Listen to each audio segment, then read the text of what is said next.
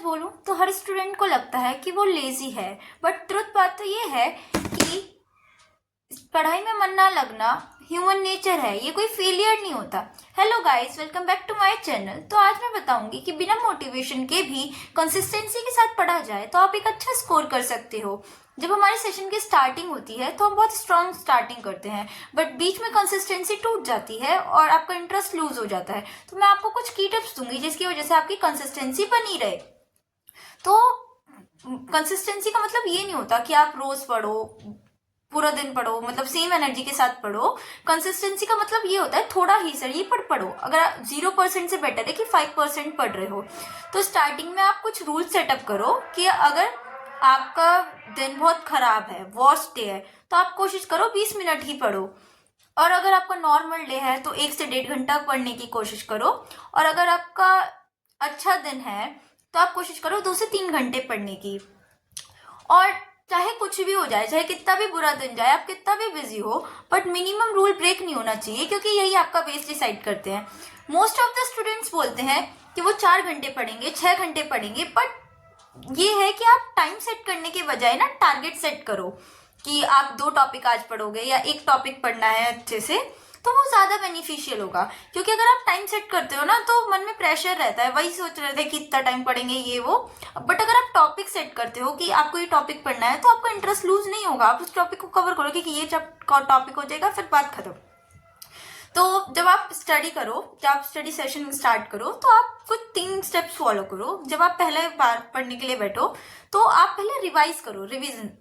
पहले आप रिवाइज करो जो आपने पहले टॉपिक्स किए थे या जो आपने कल पढ़ा था। देन आप न्यू टॉपिक उठाओ, और न्यू टॉपिक को पढ़ने में चाहे कितना भी टाइम लगे, बट आपको डेप्थ तक पढ़ना है। आपको हर चीज वो समझ में आनी चाहिए। रट्टाफिकेशन नहीं चलेगा कि आपने ये छोड़ दिया, सिर्फ ये समझ में आया। देन आप उस टॉपिक से रिलेटेड क्वेश्चन प्रैक्टिस करो, रिकॉल मेथड करो। और हर वीकेंड में जो आपने पूरा वीकेंड को ना फ्री छोड़ो, जो आपने पूरे हफ्ते पढ़ा है ना सिर्फ उसे रिकॉल करो।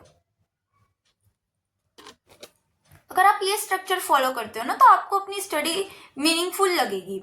हर दिन प्रोडक्टिव होना तो पॉसिबल नहीं है, कुछ दिन खराब भी जाएंगे। तो कोशिश करो जो लो एनर्जी डेज हैं आप उनमें इजी सब्जेक्ट्स उठाओ, या जिस सब्जेक्ट में आपका इंटरेस्ट है आप उसे उठाओ, उसके क्वेश्चंस लगाओ, थोड़ी देर ही सही।